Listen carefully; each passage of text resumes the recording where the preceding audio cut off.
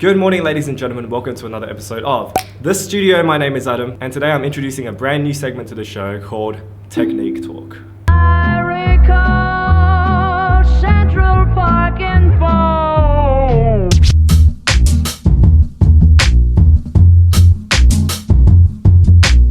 Not a shame.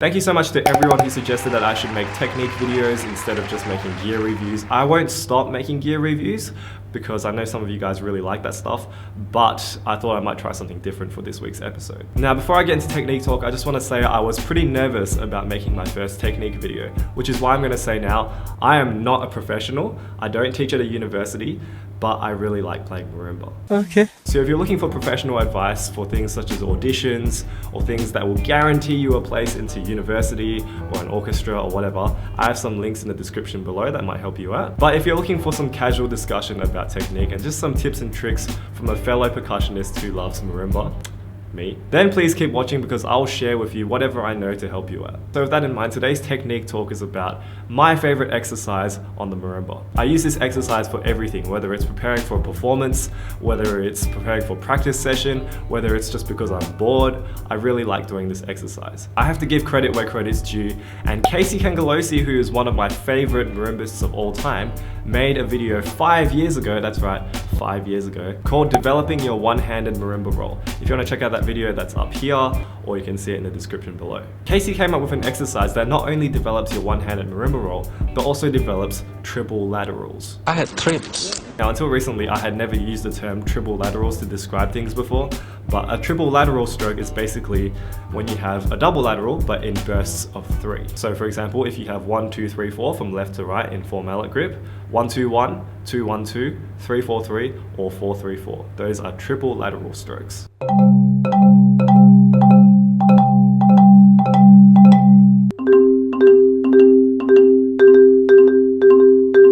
So basically, Casey's exercise was sextuplet triple laterals.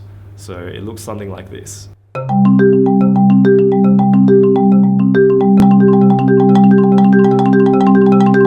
I'm a really big fan of this exercise because it loosens your wrists, it gets those triple lateral strokes going, and it really just relaxes you as a player. So based on Casey's exercise, I designed a warm-up called the 4-6. Now the 4-6 is a 4-bar pattern. So in the 4th bar of this 4-bar pattern, we have Casey's exercise of the sextuplets. We're going to call this the Casey bar. In the other 3 patterns, we're going to have a pattern, and we're going to call that the Adam bar, just for ease of reference. And this bar consists of 3 beats of Casey's exercise, but in semiquavers, or 16th notes if you're in America. And then on the 4th beat of the bar, we're going to add 1 bar of sextuplet triple lateral rolls. I'm not really a fan of explaining these exercises in words, so this is what I'm talking about. This is the Adam bar. So the 4-6 is 3 bars of the Adam bar and 1 bar of the Casey bar, which results in this.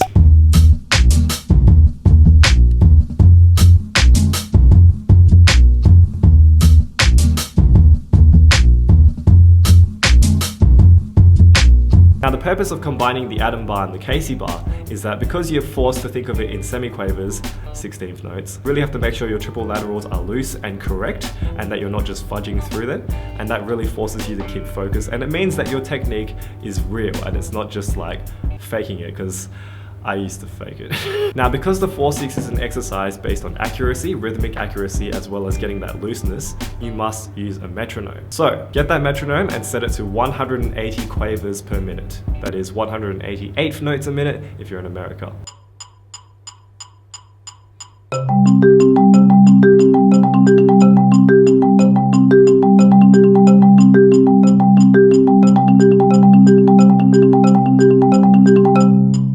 So I definitely experiment with a few tempos, but my favorite tempo is 220.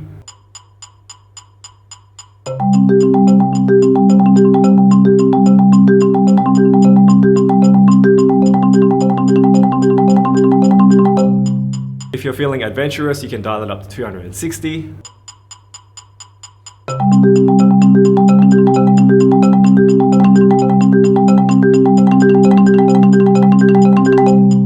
And I think the absolute maximum is 300.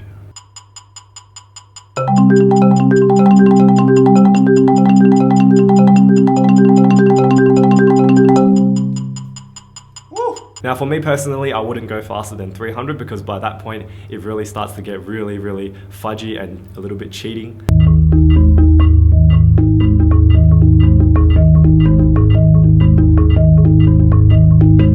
This exercise is about accuracy, so it doesn't matter how fast you go, as long as you're getting those triple laterals working and it's nice and loose. It's definitely better to play it accurately at 160 than to fudge through it at 300. So I would recommend for warm-up, picking a tempo that you like, that isn't too easy but isn't too hard, and just do that for about 1 to 2 minutes. And then after you're done, you'll feel nice and loose, and then you can get on with your performance or your practice or whatever. Oh, what's that? I hear you say, oh, it's not interesting enough. Okay.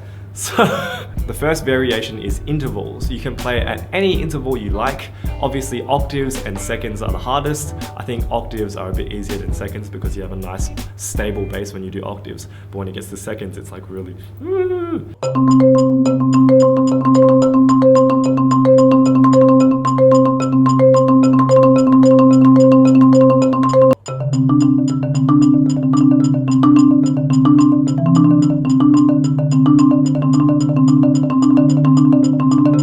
Now if you want to stretch out the load, you can definitely start from the top instead of starting from the bottom. So instead of doing 1, 2, 3, 4, 3, 2, 1, you can do 4, 3, 2, 1, 2, 3, 4. That will definitely give you more dimensions to work on.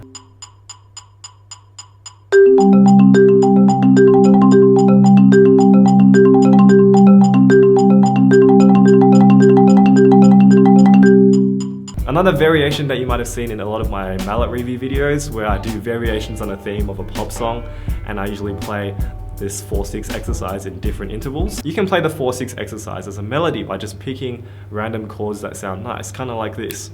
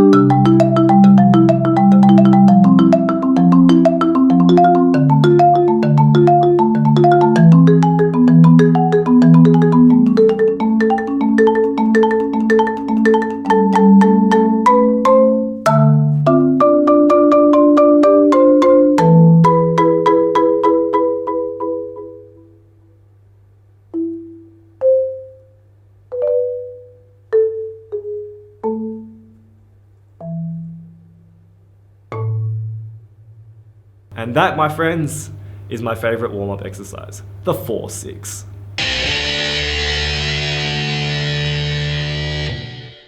If you like this video, please give me a thumbs up, it means a lot to me, and leave a comment below if you'd like to see more technique talk videos or any sort of videos that you're interested in. I'll try and make it happen. If you haven't already, click that red subscribe button below, please do so. We have reached 700 subscribers, I can't believe it. We're almost very, very close to 1,000 subscribers. Please help me make it happen by sharing this video to your friends, or just link them my channel if they're interested in percussion stuff, because I will make sure that you guys get the best that I can deliver. And as always, feel free to send in any pictures you have of your mallet racks or rat mallets or anything cool that you want to show me through my Facebook page or through my email in the description below.